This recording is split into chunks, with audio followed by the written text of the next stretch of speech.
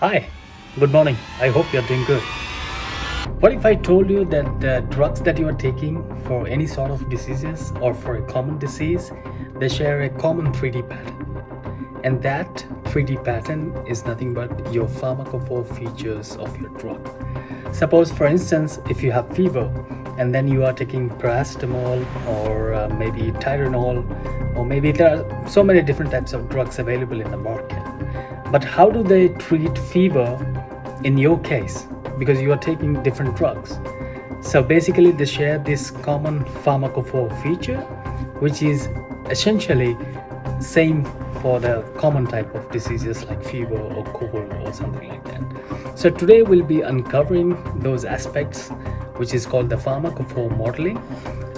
It is the pharmacophore modeling basically defines the interaction points in the drugs or in the small molecules that you are designing. So these features are nothing but the aromatic ring, the hydrogen bond acceptors, donors, and some of the hydrophobic regions, etc. These things we'll uncover in the video today, and I will show you how to create pharmacophore features for your small molecules using our very own library called RDKit by using the Python script, which is free and open source, and you don't have to rely on the commercial software. See you in the video. Let me show you how to build the pharmacophore models. So I've written a Python script. It's called complete pharmacophore.py. So I have used the libraries such as NumPy, Matplotlib, Pandas, RDKit, Plotly. Okay, and this is the class that we are going to use, which is the pharmacophore analyzer.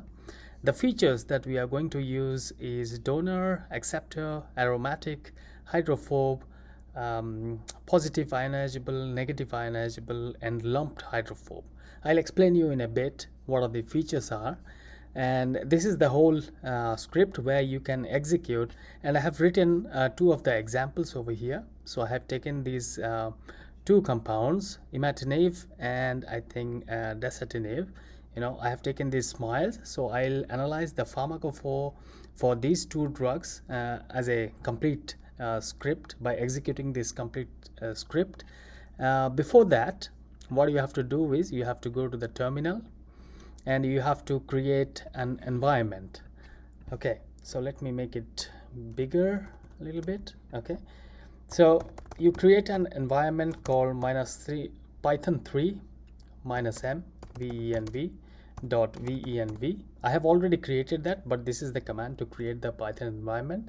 And to activate the environment, you have to use source dot venv bin activate. Okay, next thing that you have to do is you have to install all the libraries.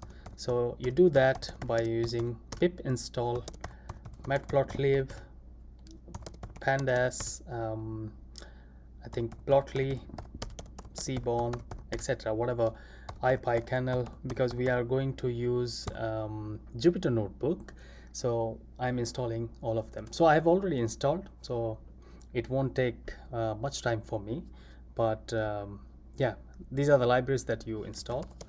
And then the next step is to pin this particular environment into the ipykernel. So whenever you open the Jupyter Notebook, the Python 3 environment that you just have created will be automatically be pinned to the Jupyter Notebook. Okay, and this is the command python m ipykernel install user name, your environment name, which is .venv.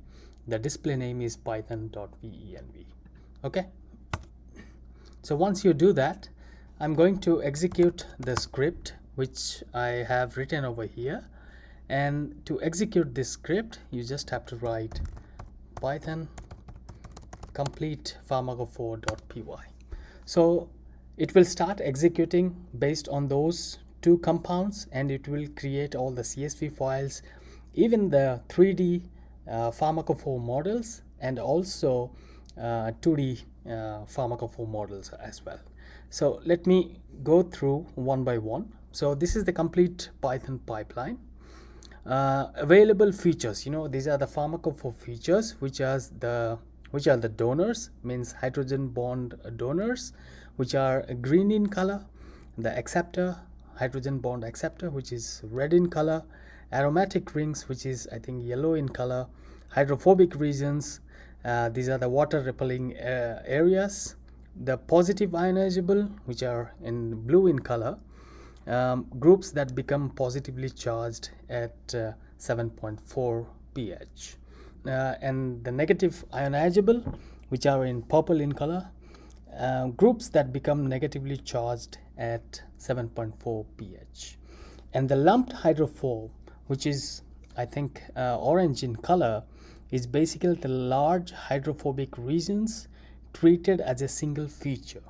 So it's basically the large area of the hydrophobic nature of the small molecule. Okay, so how the script has been executed. So now it is analyzing the first compound, the first small molecule, which is imatinib. As you can see, the molecule has been loaded. This is the formula, which has been calculated by using RDKit functionalities, the molecular weight, how many atoms are there, how many bonds are there. Okay, and now it extracts all the pharmacophore features, which are donor, which are there are 4 hydrogen donor function of the features, hydrogen bond acceptors 4 features, positive 2 features, aromatic 4 features, the hydrophobic region, which are 15 features, and the large hydrophobe, which are basically 2 features. Okay, so total features found is 31 features in your small molecule. And then it calculates the inter-feature distance. These are the key pharmacophore distances from D1 to D2, D1 to D3, D1 to D4. With all the features that you have listed here, it calculates all the distances. And then it calculates the fingerprint size, the active bits used, and the bit density. Next, it creates the 2D pharmacophore visualization, the 3D pharmacophore visualization, the distance map, and the feature distribution plots. Okay, so the first small molecule analysis has been completed, and these are all the files. And the same with the dasatinib, which is the example 2 that I have shown in the script. It also calculates the features for it.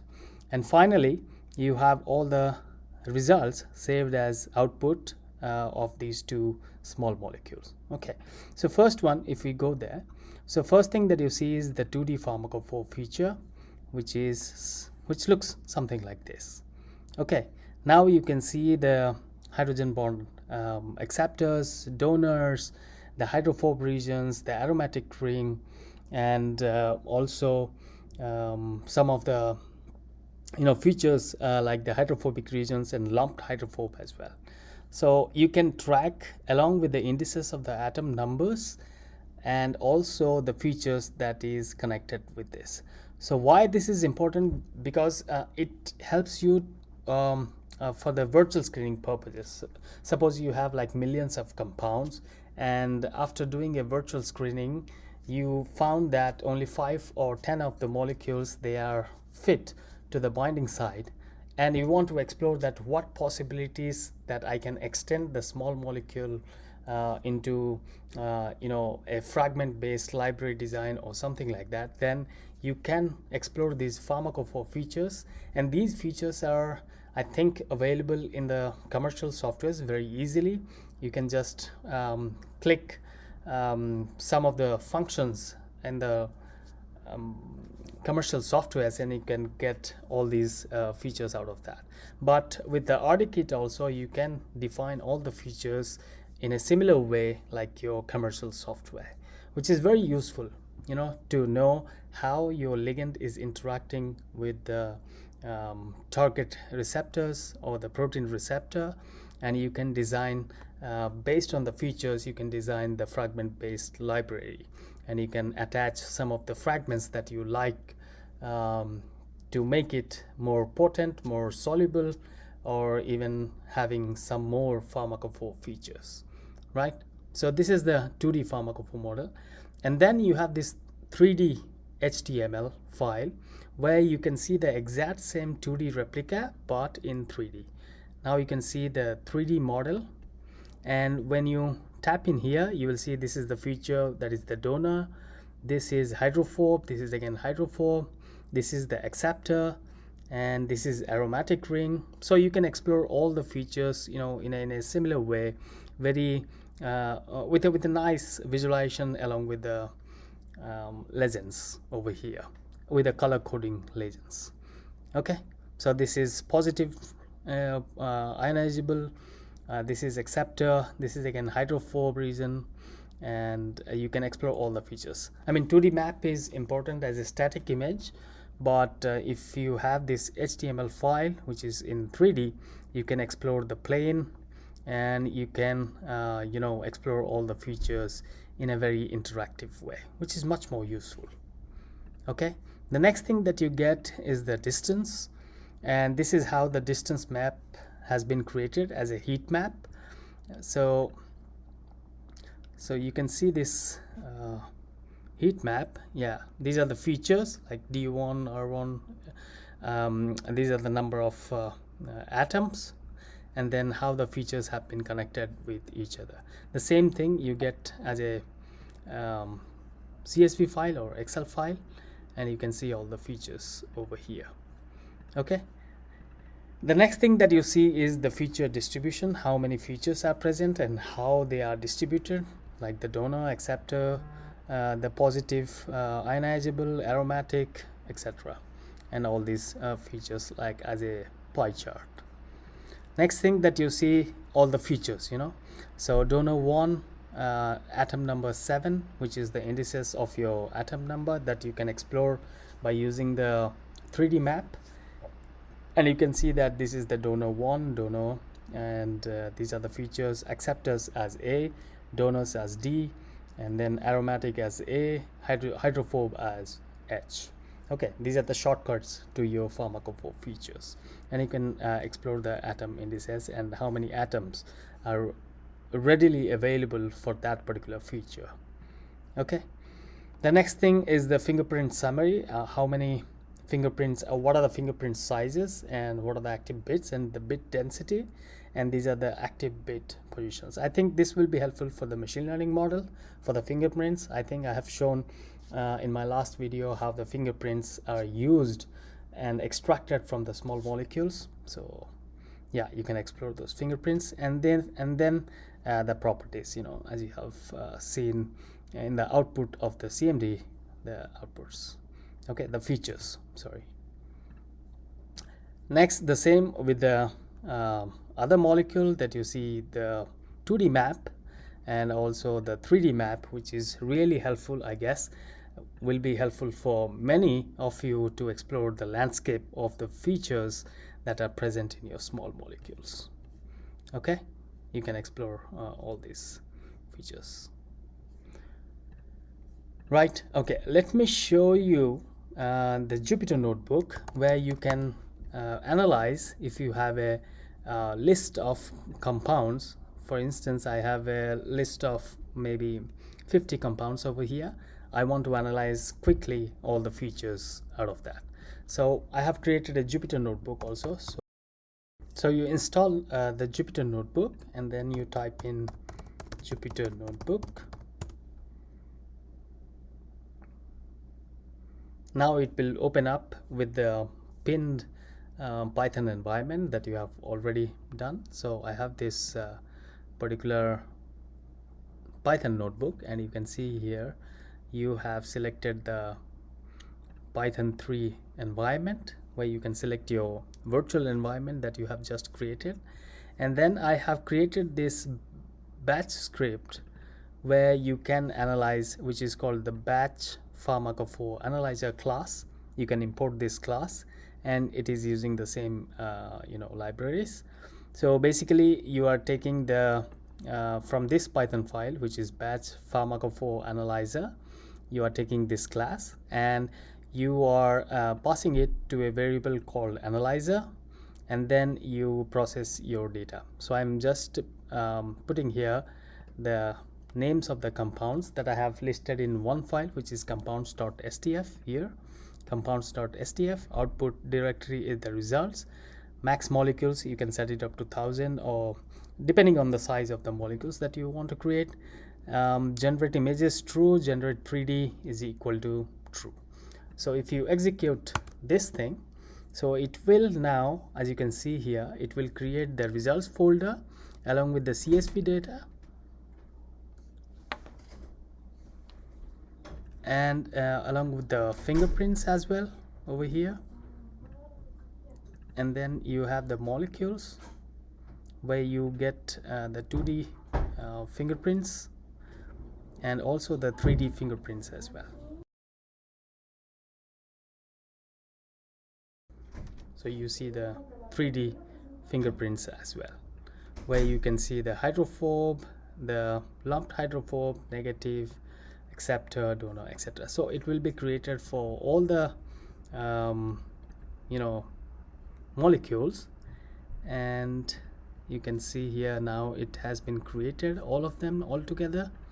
And these are your features, that I have explained previously. Okay, and then you have the similarity matrix, and then you have this batch comparison where all these molecules have been listed, and you can see that how many molecules have how many features, and whether they pass the Lipinski rule of 5, the molecular property distribution. This is just a summary of the pharmacophore features and some molecular properties. Okay, and next thing is the visualization, where you get the 2D visualization like this, like this, like this for each and every molecule, which is absolutely helpful for you to quickly glance through all the molecules and the pharmacophore features.